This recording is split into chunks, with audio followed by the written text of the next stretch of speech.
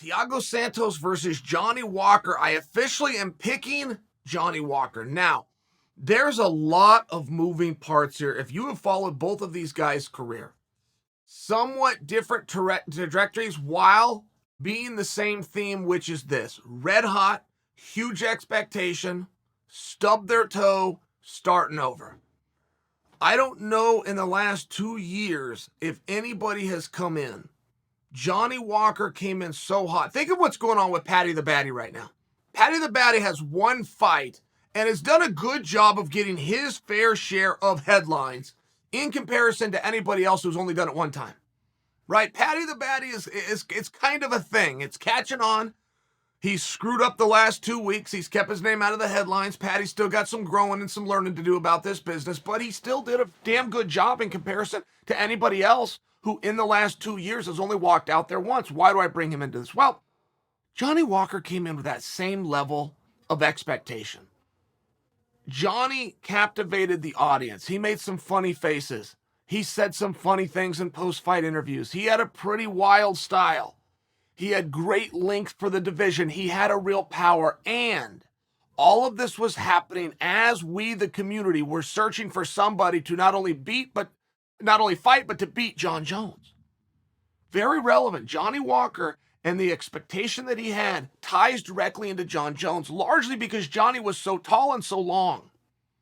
Many people have thought that Jon's greatest attribute is that height and length, at least for the division, and they thought that Johnny could be the one to nullify it. All right.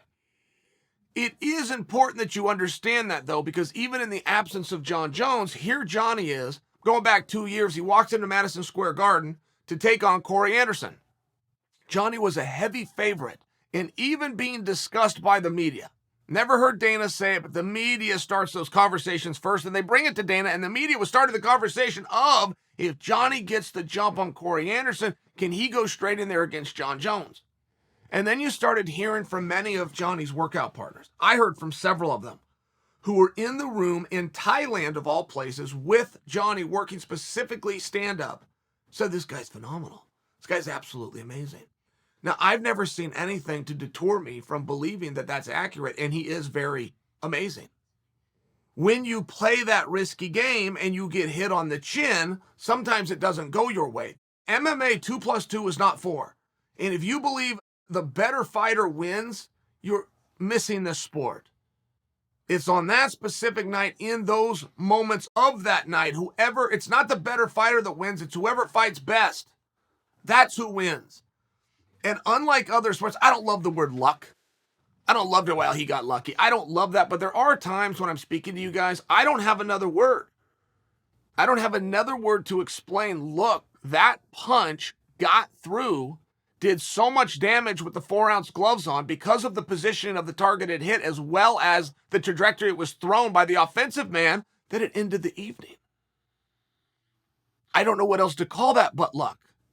When two great guys are competing, but one is clearly better in the stand-up, and he's the one that fell down, I don't know another word to use. So, I don't believe that Johnny Walker is any worse today than he ever was. I think he fights a risky style where anything can happen. Speaking of anything can happen, Thiago Santos is not the guy to go play with. He's just not. Thiago Santos has one intention, and it's bad. He'll kick you in the leg and hope your nose breaks. He'll punch you in the nose and hope your toe breaks. So he's got bad intentions. He's a rough guy. I've spoke to him. I'll personalize it. I've spoke to him one time in my life. He was on a stretcher being put into an ambulance in the back of T-Mobile Arena after he had his world title fight with Jon Jones. And I simply said to him, Thiago, awesome fight. That was it. He waved and said thank you, but I bring it to you because if you go back to that night, why have things been different for Thiago since that night? Many people thought that Thiago won that fight. One of the judges thought he won. This was a split decision. I thought it was 3 rounds to 2, Thiago.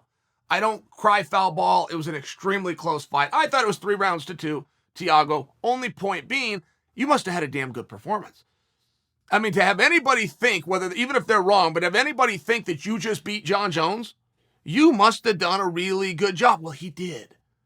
And in sport, right, it's just like life. Whatever goes up must come down. And it's very tough when you're burning red hot to do anything but to cool off. So when you go out there and you overperform, when you go out there and you have the night of your life, it's very tough to return to that. Now, we will see fighters that use that as a springboard. That was their motivation. That they bounce from there. But we'll see much more fighters that don't. Or they will think, if I could go that close with the GOAT, then even not returning to form, I can still beat everybody else. That mistake gets made more than any other mistake when somebody has a level of success. And that was successful. Even to lose that fight after going the distance in a main event for the world championship and having one judge believe that you should be the world champion, it was a successful night. So Thiago has to deal with that, right? Deal with the down, while also dealing with those knee injuries. You guys will remember that night. It was an MCL in one leg. It was an ACL in the other leg.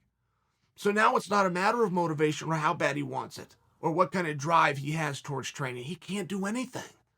For 8 months, I'm going back in time, but just to explain why maybe he hasn't looked quite the same since, he wasn't in the same opportunity. He couldn't go in there and train. So now this fight largely for me I get the X's and O's. The X's and O's is Thiago's power versus the dynamics of Walker. I got that.